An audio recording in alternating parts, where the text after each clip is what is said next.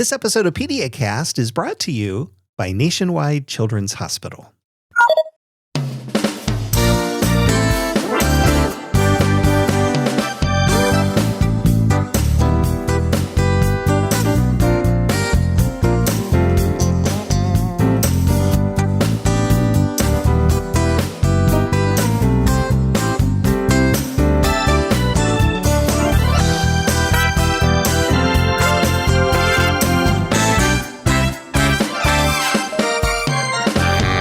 Hello, everyone, and welcome once again to PediaCast. We are a pediatric podcast for moms and dads. This is Dr. Mike coming to you from the campus of Nationwide Children's Hospital. We're in Columbus, Ohio. It's episode 595. We're calling this one, My Anxiety is Messing Things Up. I want to welcome all of you to the program. We are so happy to have you with us. And I also want to say right out of the gate here, Happy New Year to everyone. I hope your holidays were fantastic and you were able to spend some time with a family and friends and loved ones. So important to have that break. But here we are at the beginning of a new year. And it is the time of the year when there is a lot of anxiety that goes around, not just for kids and teenagers, but for adults too. There's sort of a letdown after the holidays. Days are short in terms of the amount of daylight. And we often, depending on where you live, are sort of stuck inside more than we are during the rest of the year. And all of those things can come together and play into anxiety. Also, starting school again. You know, kids have had a break and now they got to get back into the routine. And that can sometimes spark off some anxiety. Or there may be issues with friends or bullying and those sorts of things. So I think that it's a great time of the year to talk about anxiety. It's something that many kids experience, but talking about it is not always easy. Today, we are joined by school counselor and children's author Jennifer Licate. Her book, My Anxiety is Messing Things Up, uses relatable characters and real-life scenarios to help kids understand their feelings and practice healthy coping strategies. We're going to explore common signs of anxiety, when families should step in, and what parents can do to support children who are struggling. It's an important conversation for families everywhere, so stay tuned. Before we get to Jennifer, I do want to remind you the information presented in every episode of our podcast is for general educational purposes only. We do not diagnose medical conditions or formulate treatment plans for specific individuals.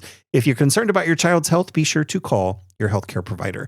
Also, your use of this audio program is subject to the PediaCast Terms of Use Agreement, which you can find at PediaCast.org. So let's take a quick break. We'll get Jennifer Licate settled into the studio, and then we will be back to talk about anxiety and how it messes things up. We'll talk about it right after this.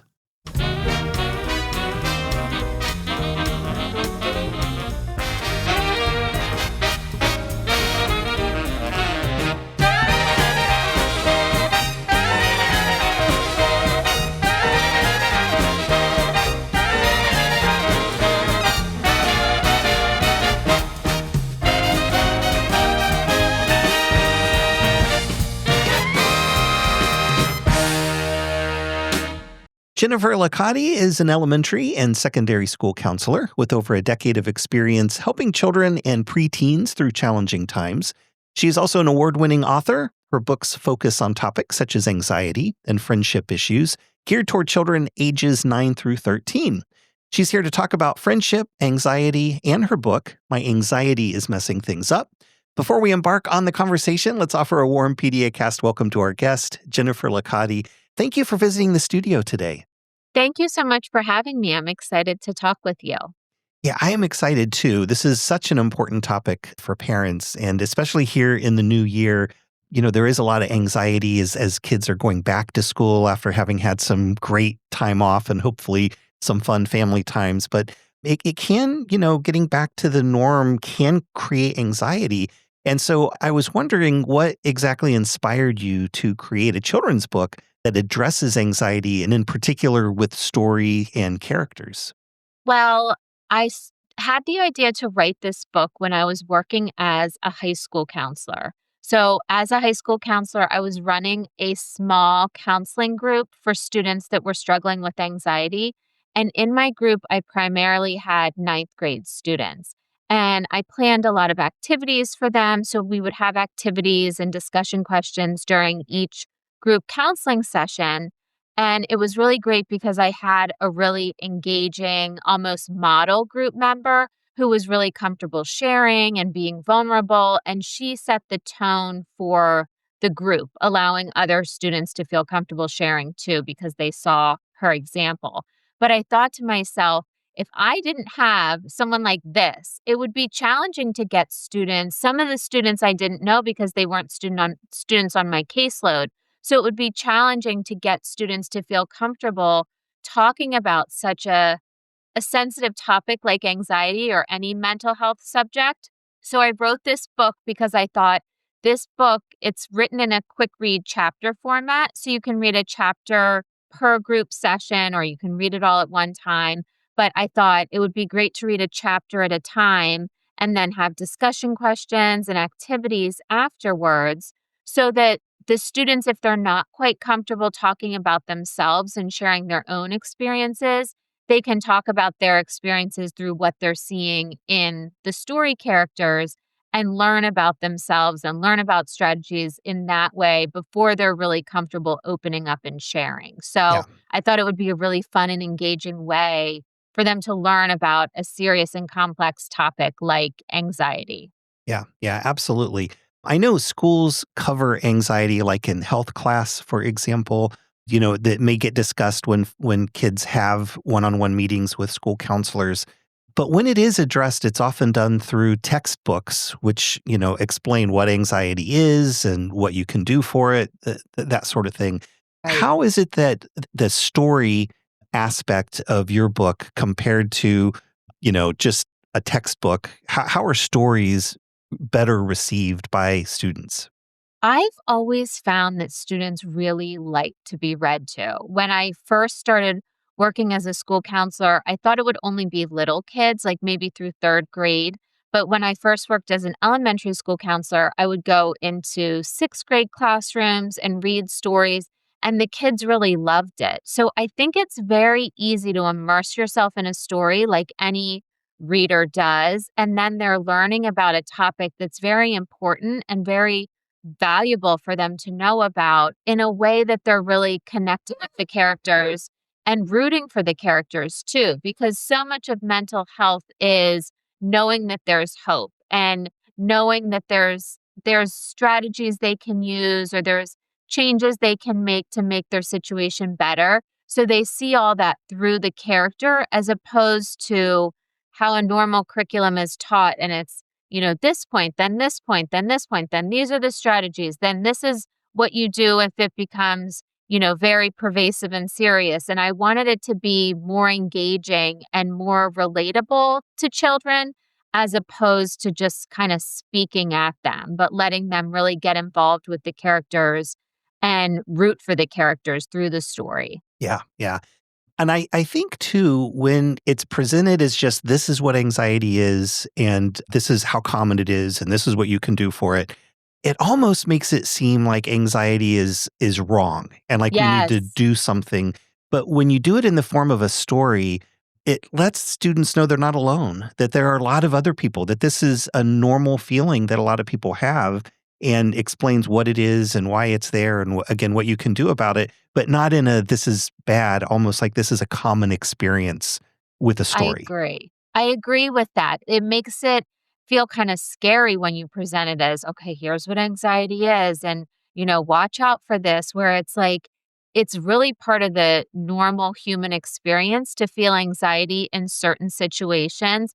And then some people deal with it more pervasively. They deal with anxiety throughout every single day, but it's very normal to feel anxiety when you're doing something that's hard for you or something that really matters to you. So I wanted students to understand that and understand the symptoms too, how they can recognize that they're feeling anxiety too, as opposed to it being this far off topic that they would really only experience if things were really wrong or really bad, like you said. It's like it they will experience anxiety throughout their life. So I thought it would be a great way for them to learn about it.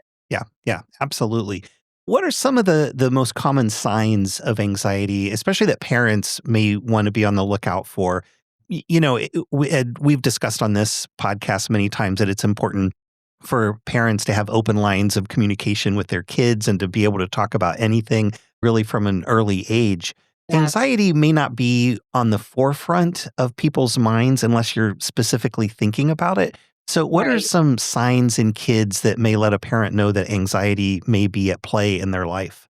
Well, the physical symptoms are a great indicator that your child could be experiencing anxiety because maybe they're not comfortable. I mean, like you said, Dr. Mike, ideally, you should be having these open dialogues. And in that case, the child might say to you, I really get nervous when this happens, or I feel, my heart really races when I talk in front of the class and I feel like I just don't want to do it. And I feel like I just want to run out of the classroom. So, they might say those things to you if they have that open dialogue with you, but they also might not know how to verbalize it. Whereas the physical symptoms are usually easier for children and preteens to verbalize and also for you to notice. So the physical symptoms, like I said, is a racing heart.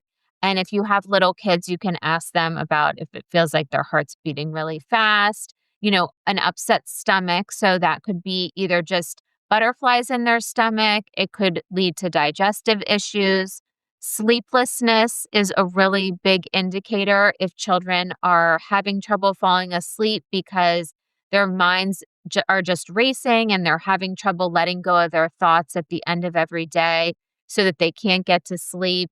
Irritability is a harder to detect sign of anxiety because people tend to think preteens and adolescents just tend to be irritable, but it could be caused by anxiety because if you are having so many thoughts going on and then this happens and then that adds to all the thoughts going on in your head and you feel like you can't just find peace and relax and do one thing at a time, then you will get really irritable, especially the stressor of a school day where they're learning new material class after class. And if something gets thrown on them that maybe feels like it topples the apple cart, it's very easy for them to get irritable. So I would tell parents to look for the physical symptoms in your child. Also, headaches can be another physical symptom, sweaty palms, things like that. But also, if your child is sharing any thoughts that are causing them fear and causing them worry, those would be the big signs of anxiety that I would think to look for. And especially also if it's moving the child in the direction that they're resisting doing things that they've wanted to do or that they've enjoyed doing in the past, that's another time to really have an open dialogue with your child and say, "What's going on? You've always liked this. Did something happen? Is there a friendship issue going on?" Because it might not be anxiety. It might be that there's another issue going on, or someone hurt their feelings, or they're feeling like they're not achieving as much as they would like and expect for themselves. But again, all of these physical symptoms or fears or changing their actions that they've done in their past is a really great sign that it's time to have a conversation regardless of what's going on. Yeah. Yeah. We've said that anxiety is not a bad thing, but Right. actually, there are situations where anxiety can actually be healthy. What are some of those? So I think anxiety can be healthy when you're doing something that really matters to you. If you have a really big test, or if you have a presentation, or if you have an audition for a play or, a dance recital or something like that, if you're feeling anxious, it's because you really care about it. And it's important to listen to your body and do the preparation that you can so that you are well prepared to go into the test or to try out for the team that you really want to make or to hopefully get the role in the play that you really care about. So that's a sign to yourself that you're nervous about doing this because it really matters to you and you want to do everything you can to prepare. But that's why coping strategies are really beneficial to kids and adults also, because if our body is very stressed, there's certain parts of the brain that shut off during those times when your body's really stressed, and it's harder to do well in those situations. So that's why I feel like it's really great for kids to know about anxiety and know about coping strategies so that they can use them, especially when there's something that really matters to them and they want to do their best. Yeah, yeah. Speaking of those coping strategies, what are a few of those that parents can help their kids utilize, teach them about, help them utilize it? What are some of those coping strategies? So the coping strategies that I really like to share, there's a lot, and not every child will love every coping strategy. Some will lend itself to certain personality types or, what your child enjoys and what they like to do. So one that I think is really great that not all children connect with is journaling, because I feel like it's really great to get your thoughts on paper at the end of every day. Think about, what you wish could have gone differently. Think about your goals for the future. Understand why certain situations made you feel upset or made you feel nervous or made you want to withdraw. So I think journaling is really great. Exercise is a really great coping strategy, and that can be used during kids' school day. It can even be used if they're feeling nervous before taking a test. They can go and walk and get a drink of water. They can, if they really want to get their excess energy out, they can go into the restroom and do some wall push-ups to feel a little bit better. So exercise is really great. And as adults, we know that moving our body every day does have us have a better level of anxiety in our body and reduce the stress and just give us a more even feeling and even level. Music is really great for dealing with anxiety, either slow music to relax or really lively music, and then they can use the exercise of dancing to the music. Deep breaths, deep breathing exercises are a really great strategy, and they're great because children always have their breath with them. So they don't have to just use the deep breathing exercises before something that's really important to them. If they're taking a test and their anxiety is starting to creep up and they're starting to feel nervous and feeling like maybe they don't know the material, they can do a couple of deep breaths while they're taking the test to lower their anxiety. And then there's also strategies that children can use in the situation to ground themselves. So there's grounding strategies. One that I like to tell children to use is to look for 5 red objects in the room or 5 blue objects, just to take their mind away from the worrying thought so it doesn't go down this path of just the what ifs and catastrophize the situation, and just kind of take a break from the worrisome thoughts. The grounding exercises are very good for that too. Yeah. So there's lots of strategies. That's why it's really great for parents to know if your child doesn't like the first one you suggest, that's okay. Just give them another one to try. Yeah, because each kiddo is going to be different in terms of what works best for them. When should parents look for outside help with anxiety, either from their primary care doctor, from a school counselor, from a psychologist? When do you know that you need to get some outside help with this? I would get outside help for your child if you've suggested the coping strategies, you've seen your child practice the coping strategies, and they haven't been enough to reduce their level of anxiety. Maybe they've helped a little bit or they haven't helped at all. I think that's a sign to see a private practice counselor or talk to your school counselor or talk to your pediatrician, like you said, Dr. Mike, and get some recommendations. Also, if your child is not participating in activities they once enjoyed, either maybe they've always loved soccer and now they're really putting up a fight, they don't want to go to soccer anymore. Maybe they don't want to try out for a team that they've always had a goal of wanting to be a part of because their anxiety is getting the best of them and they don't want to try and they don't want to put themselves through that. That's another sign that it's time to have a counselor or a therapist help, because you don't want the anxiety to hinder them accomplishing their goals and living their best life. And then also, if the anxiety reaches a level where it gets scary for the child, like if they're having anxiety attacks or the fears are really just in their mind all the time and they're sharing that with you, I think it's time to get help also. Yeah. Yeah. Sometimes self-harm comes into play, and there are kids and teenagers who learn that by practicing self-harm, they're able to reduce their anxiety levels. And so I guess that's something else that parents ought to be aware of. that may or may not be associated with like suicidal ideation. But those Right. are also things that parents ought to at least have in the back of their mind. And it is okay to ask. We know that when parents are concerned about self-harm and suicide, talking about it won't put those thoughts or make it more likely that they'll want to do those things. But it's still important to talk about and certainly seek help if those things are happening.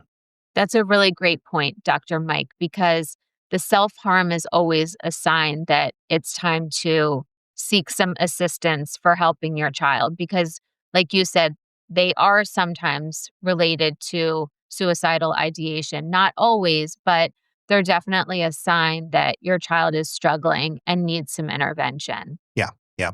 What are some common triggers for anxiety in kids and teenagers? And I think this is important to keep in mind because it's another data point for parents. Like if your child is experiencing trigger for anxiety, then you may want to look for it a little closer. So what are some of the situations where we could expect kids and teens to have anxiety? So, the number one trigger, I think, is social situations. So if your child is nervous in social situations, and it might not be all peers that they're nervous around, it could be just certain groups of kids that they're nervous around.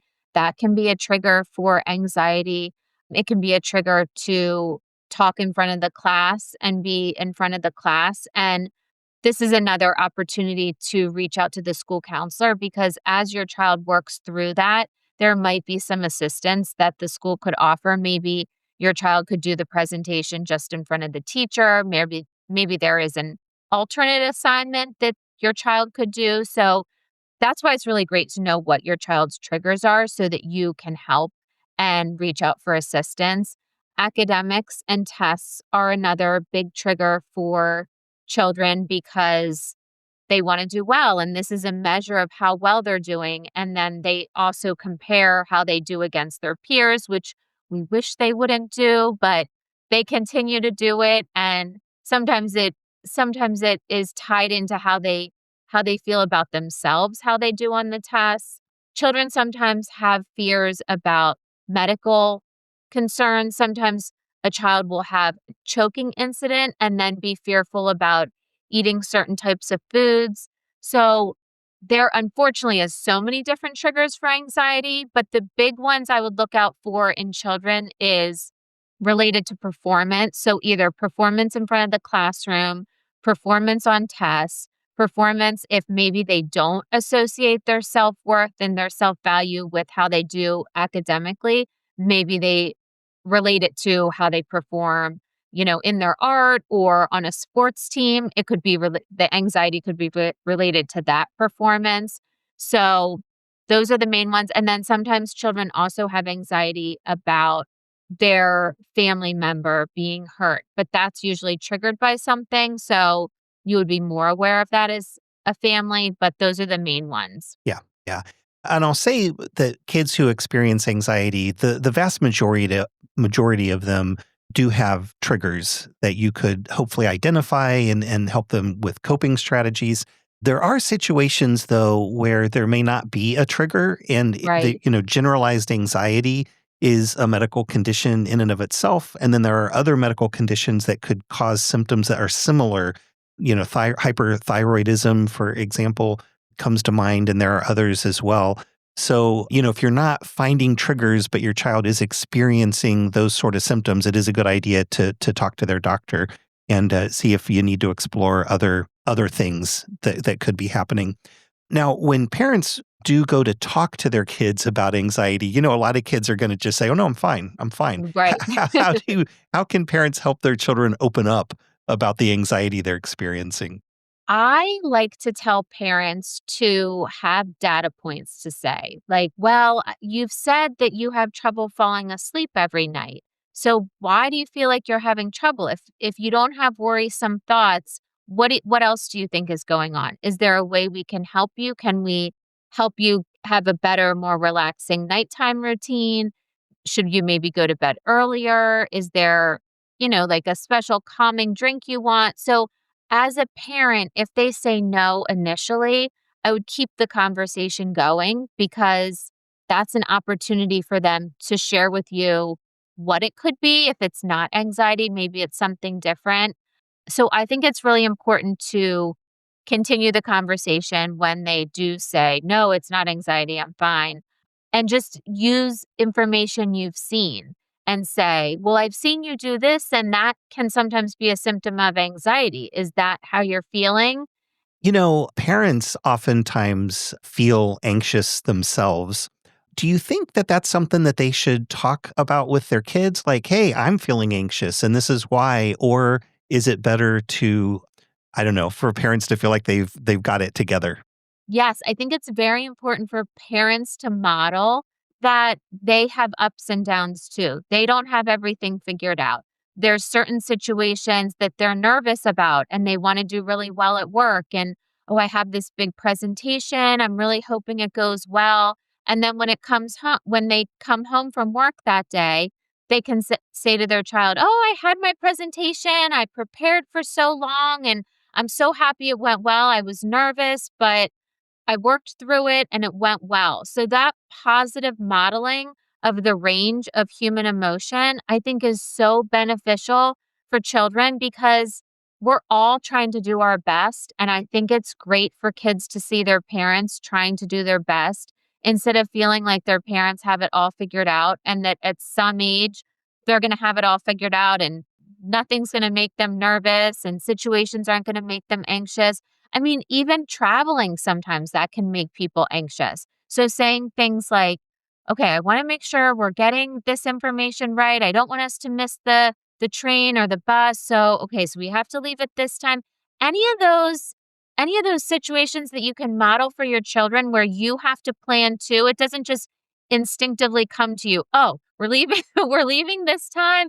The suitcases need to be packed this time. It all involves planning and the planning can help with anxiety, especially in children who tend to be anxious. So I think it's really great for parents to model that. And it's really great for your child to have the experience of saying, oh, how did that meeting go? Or how did that interview go? Or the presentation go? I think it's really nice for children to be able to be caring about their parents and show their parents that they care because sometimes that relationship isn't reciprocated, but the children do feel that way about their parents, but sometimes they don't have a way to check in with their parents and show that. And that's helping not just deal with anxiety, but it's also helping show them positive relationships and positive give and takes in relationships. Yeah, yeah. And there is a fine line to some degree with that, just in Yes, terms of there may be a situation that a kiddo's going through. Let's just say a child's been diagnosed with cancer and they right. have chemotherapy and there's a lot of anxiety. And of course, the parents have a lot of anxiety. Like to some degree, you want to be open and honest about these things, but there's also a time and a place. And sometimes kids need parents to not show that they're anxious in order to give Yes. them some sense of security. Not all the time. It's a balance. It is a balance, and that's a perfect example because your kids are kids and they need you to be strong for them and they need you to model that it's gonna be okay, even if you're not 100% sure that it's going to be okay. Like your example, Dr. Mike, with cancer, we hope and believe that it's gonna be okay, but we don't always know that it's going to be okay. But I feel like kids need to have that hope and that faith modeled for them that it is going to be okay so they can relax and be a kid and feel comfortable sharing their concerns with you. And I say that to parents too, even on smaller issues. Like if your child comes home and tells you that they had a fight with a friend and you get all riled up and you feel like you're kind of fighting the battle for your child, it is within reason because then the child feels nervous to tell you because they feel like they made you angry. So it's okay to say, "Oh, I understand how you could be upset about that. That would hurt my feelings too if someone talked to me like that."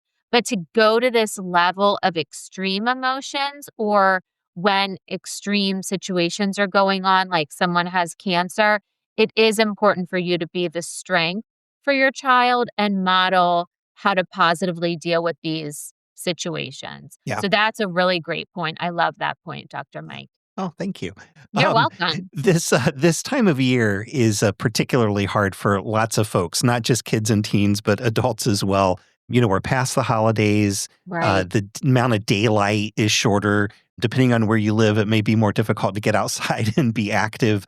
What Yes. are some suggestions for helping kids cope with anxiety, particularly as we start a new year?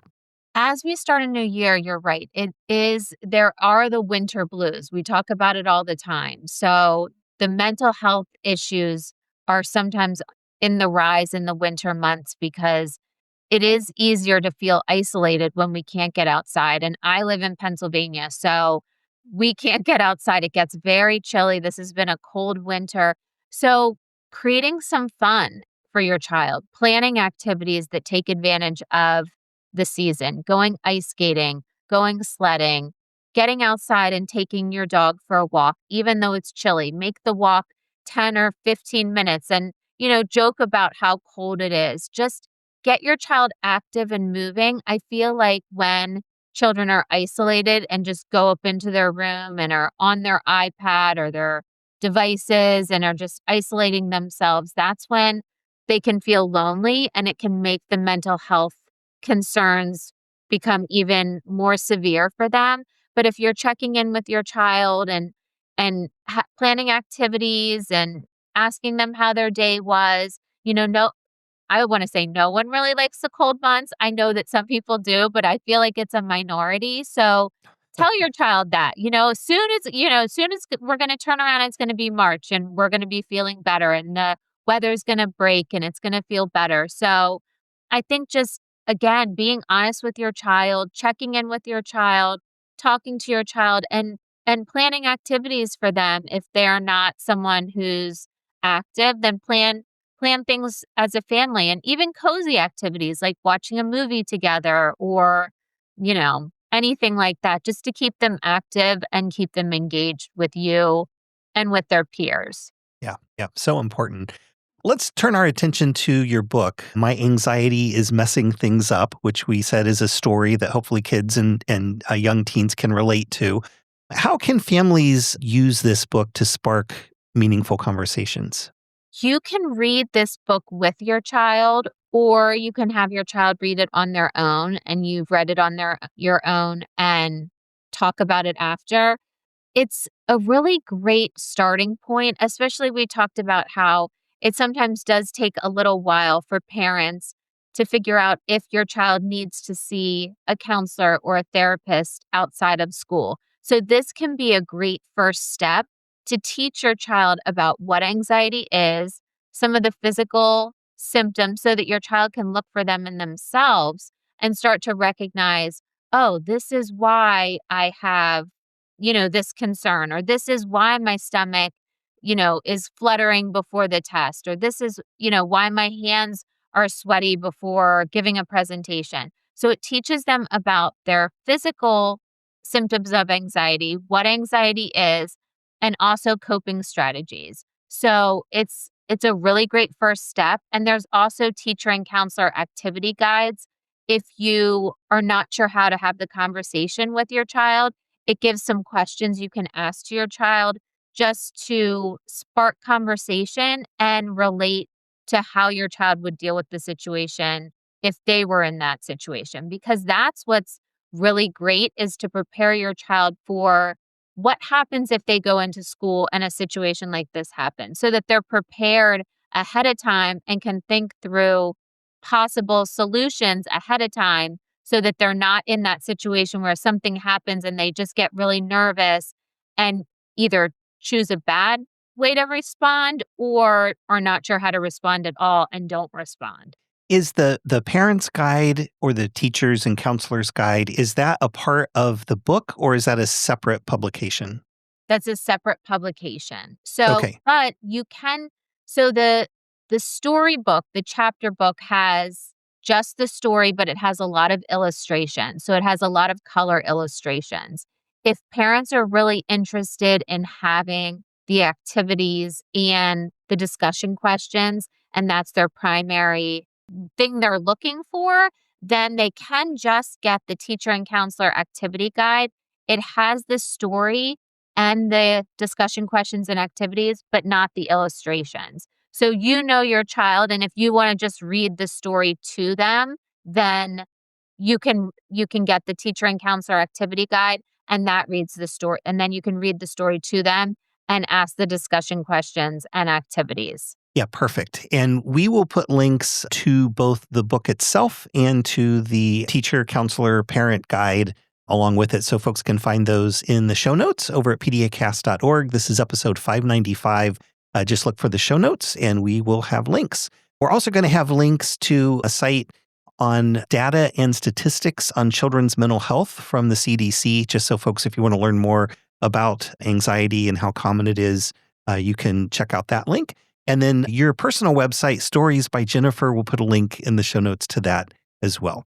So once again, Jennifer Licate, counselor and author, thank you so much for stopping by today. Oh, thank you so much for having me.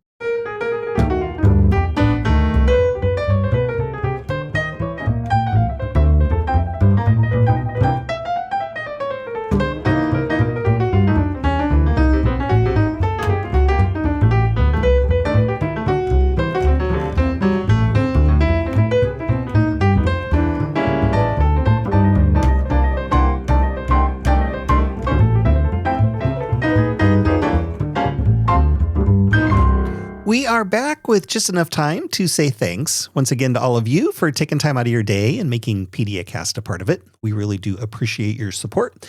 Also, thanks again to our guest this week, Jennifer Licate, counselor and author. We really appreciate her stopping by. Don't forget, you can find PediaCast wherever podcasts are found. We're in the Apple Podcast app, Spotify, iHeartRadio, Amazon Music, Audible, YouTube, and most other podcast apps for iOS and Android. Our landing site is PediaCast.org. You'll find our entire archive of past programs there, along with show notes for each of the episodes, our terms of use agreement, and that handy contact page if you would like to suggest a future topic for the program. Reviews are helpful wherever you get your podcasts. We always appreciate when you share your thoughts about the show. And we love connecting with you on social media. You'll find us on Facebook, Instagram, Threads, LinkedIn, X, Blue Sky. Just search for PediaCast.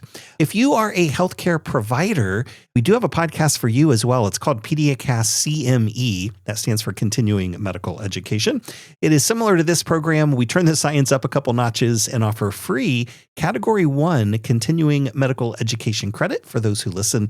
That includes physicians, nurse practitioners, physician assistants, nurses, pharmacists, psychologists, social workers, and dentists. And it's because Nationwide Children's is jointly accredited by all of those professional organizations that we can offer the credits you need to fulfill your state's continuing medical education requirements.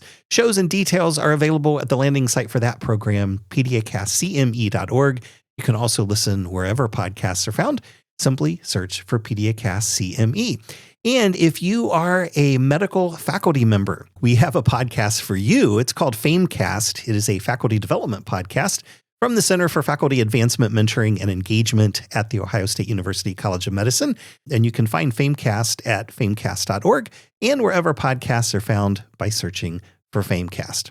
Thanks again for stopping by. And until next time, this is Dr. Mike saying stay safe, stay healthy, and stay involved with your kids. So long, everybody.